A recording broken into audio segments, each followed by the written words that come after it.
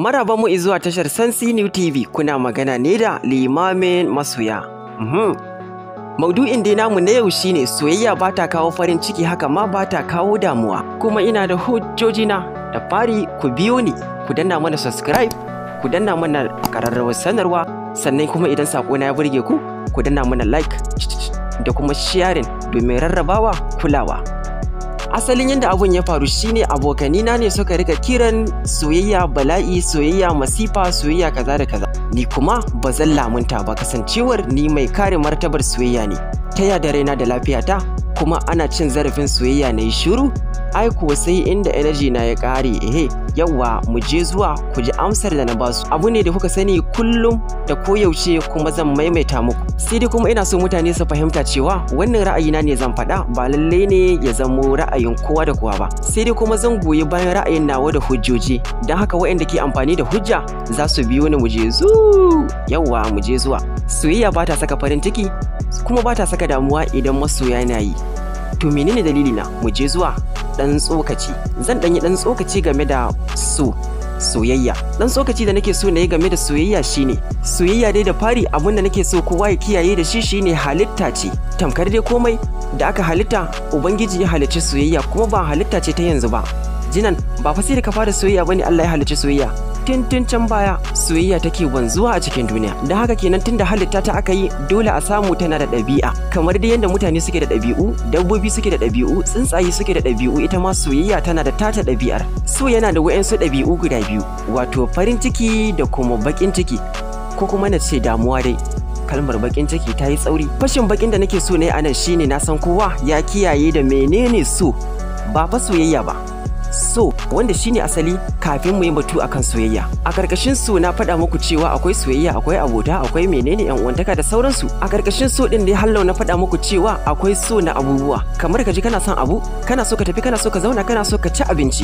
Duka shi ma wannan so ne. Wanda bai saurari maudu'in mu na farko ba, to ya kamata ya saurare sa ta yadda zai ji yanda na rarrabe so. Bara na buga misalin so ga yara. Idan yaro yana son abu, misali keke, sai kuma mahaifinsa ya zo masa da albishirin cewa gobe zan siya maka keke. A ganin ku cewa yaron nan zai yi farin ciki? Tabbas kuwa zai yi farin ciki, wata ilma ba zai yi bacci ba a daren. To kun ga kenan wannan so din ya sa shi farin ciki. Duk abin da kake so a duniya kana tare da farin ciki da shi idan ka same shi. To idan kuma misali yana da keken, sai kuma aka ce za a karbe masa wannan keken, bayan kuwa yana jin daɗin kekensa tana saka shi farin ciki, sai kuma aka karbe ta. A ganin ku kenan yaron madadin ya zo ya yi bakin ciki ko ya yi kuka an karbe masa keke, zuwa zai ya ce wayo na ji daɗi cewa an karbe min keke ta, damuwa zai shiga. To kun ga kenan abin da yake so ya haifar masa da wannan damuwar da kuma farin cikin. Kenan yaro ya ɗabi'antu da so kuma yakan sa farin ciki kuma yakan sa bakin ciki a ɗabi'arsa. Ku kiyaye, yarinyar tana so ta zamo jarumar Kannywood, sai kuma kai ka zo mata da labari cewa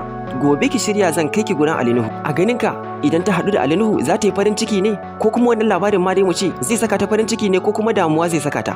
Tabbas ko za ta yi farin ciki da wannan labarin. To kenan shigar ta fim sanda take yi wa fim ya saka ta farin ciki. Idan kuma a madadin ka haɗa ta da Ali Nuhu sai ka ce ba fa za ki yi wannan fim ɗin ba, a ganinka shin za ta shiga damuwa ne? Tabbas kuwa idan dai tana son abun za ta shiga damuwa domin an hana ta samun shi. A harkar wasan kwaikwayo kenan fa za ta shiga damuwa. Kenan so yana da wannan ɗabi'ar. Duk abin da kake so a duniya kana ɗabi'antuwa da abubuwa guda biyu. Idan ka same shi za ka yi farin ciki, idan baka same shi ba kuma fa za ka yi damuwa. Na sau Android sabuwa yau, ina farin ciki kenan sai wani daga mu gani kawai sai ya fadar da ita, screen ɗinta ya bada fas. Ai kun ga ba rasa wayar nai ba, sai dai matsala ta samu, amma kuma sakamakon matsalar da aka samu a wayar ya sauya farin ciki na zuwa damuwa. Zan yi bakin ciki, zan ji ba daɗi, ko da kuwa a ƙarshe yana nufin cewa zan yafe. Wannan ɗabi'a ce ta so. Duk abin da kake so kana tare da farin ciki da shi. Yawwa, na gode sosai idan dukanku kun fahimci wannan gabaki ɗaya. Sai mu je zuwa gaba.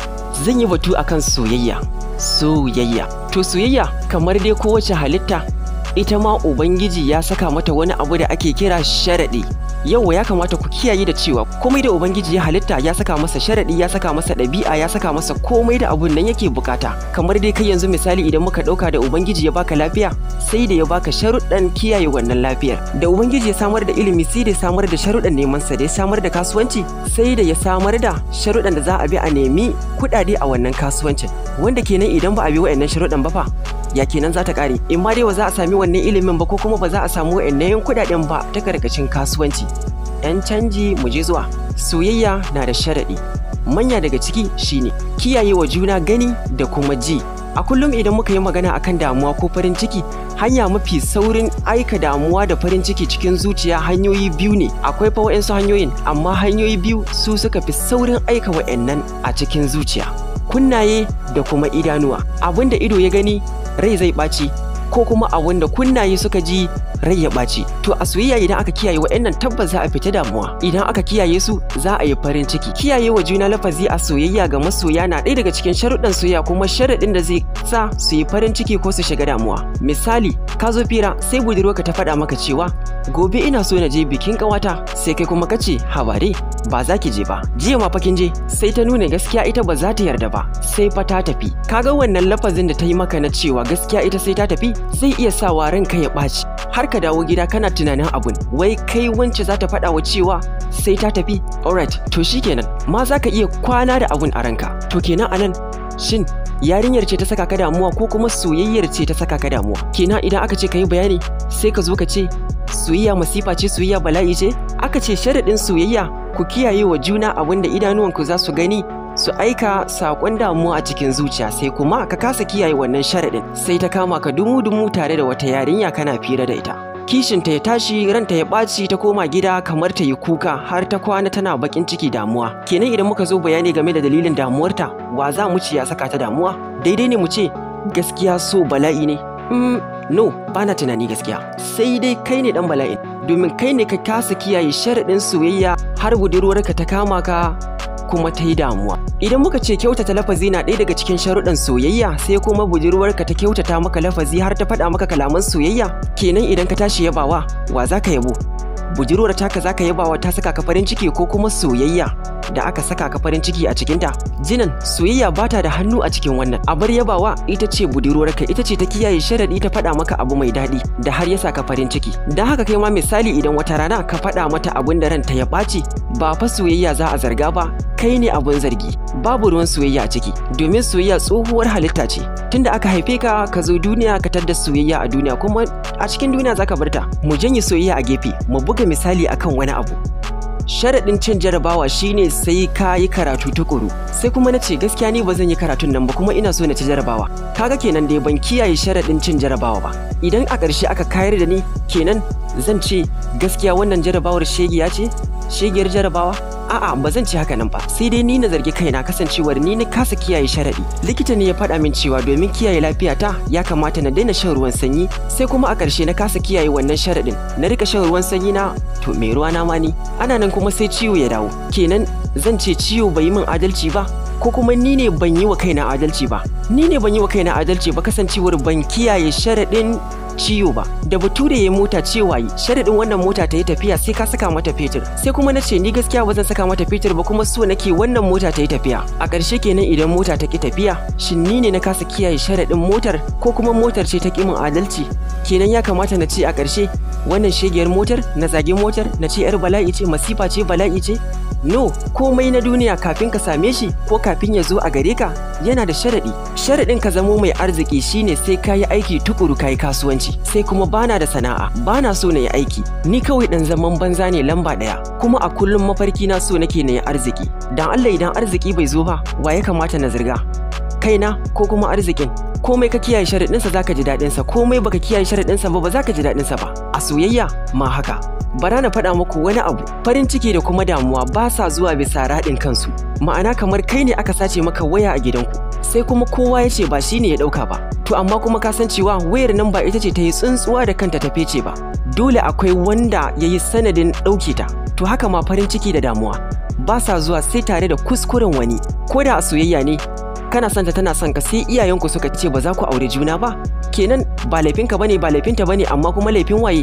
damuwar da kuka shiga laifin mahaifanku ne dan fa kana son ta tace ba ta son ka da haka ka ci gaba da azabtuwa da soyayyar ta kada ka wani ce so masifa ne sai ka fara tunanin cewa ita ce makasudin damuwarka domin da za ta ce na amince da kai kuma farin ciki za ka yi da haka duk abin da kake so kana tare da farin ciki da samun shi ko kuma na san yan soyayyar tsagi ɗaya za su iya cewa to ni ina son ta na kama da son ta ba tare da ta san ma ina son ta ba kuma gashi ina azabtuwa da soyayyar ta ni kuma sai na faɗa maka cewa kai ne kai kosin wannan damuwar da kanka domin a duk lokacin da ka bari zuciyarka na maka tunanin cewa ko na faɗa mata ba za ta amince ba to kai kuwa ka shiga damuwa kenan ta soyayyar da haka da zaka je ka faɗa mata cewa kana son ta kuma ta amince wannan damuwar zaka daina duk abin da kake so kana tare da farin ciki da samun shi ina fatan kuna fahimtar wannan formula a kaso dai 90 na damuwa ko farin ciki mutane ne ke kosin din shi ya faru imma dai kai ko wani kaso 10 ne kadai zan iya yarda cewa yana zuwa bisa radin kansa ka ji ka damu ba tare da dalili ba don haka idan a soyayya ma ka ji ka damu ka yi kokari ka gano wane ne ke da sa hannu a cikin wannan damuwar taka shin kai ne ko wani damuwa da farin ciki ba iya a soyayya ne ake samun su ba za a iya samun farin ciki a cikin abuta za a iya samu a kasuwanci za a iya samu a zumunta za a iya samu a komai da ka san Allah ya halitta a duniya don haka idan dai a cikin kasuwanci wata rana ana iya farin ciki wata rana kuma idan aka faɗi aka yi asara a shiga damuwa kuma ya zamcewa ba a taɓa cewa kasuwanci masifa bane kasuwanci bala'i ne to haka ma a soyayya bai kamata a ce soyayya masifa bace kuma soyayya bala'i bace duk da cewa ana cewa so masifa ne amma kuma ban taɓa ji daidai da rana ɗaya wani ya zo ya ce so ya yaudare ni ba amma kuma yana cewa wance ta yaudare ni ko kuma ita ta ce wane ya yaudare ni to kenan me yasa a nan ba a ce soyayya ce mai yaudare ba dan yaudara ko wani abu da ke kawo damuwa dan adam ne ke kosin ɗinsa ko kuma wani abu sai wani abu ya kuskure kana ake iya samun wannan a cikin komai za a iya samun farin ciki a cikin komai kuma za a iya samun damuwa amma kuma me yasa soyayya ce kawai ake cewa masifa ce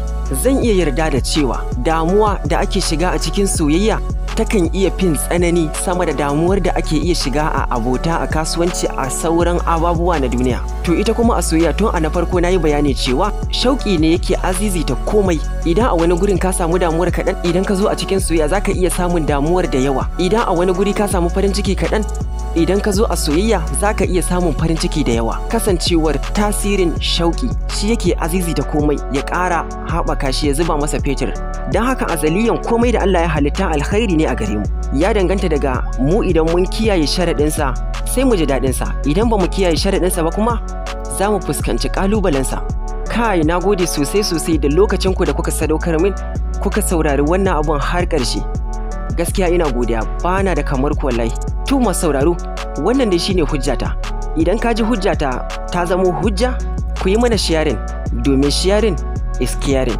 yaɗawa kulawa ce na gode sosai da kulawarku akan mun gode sai an jima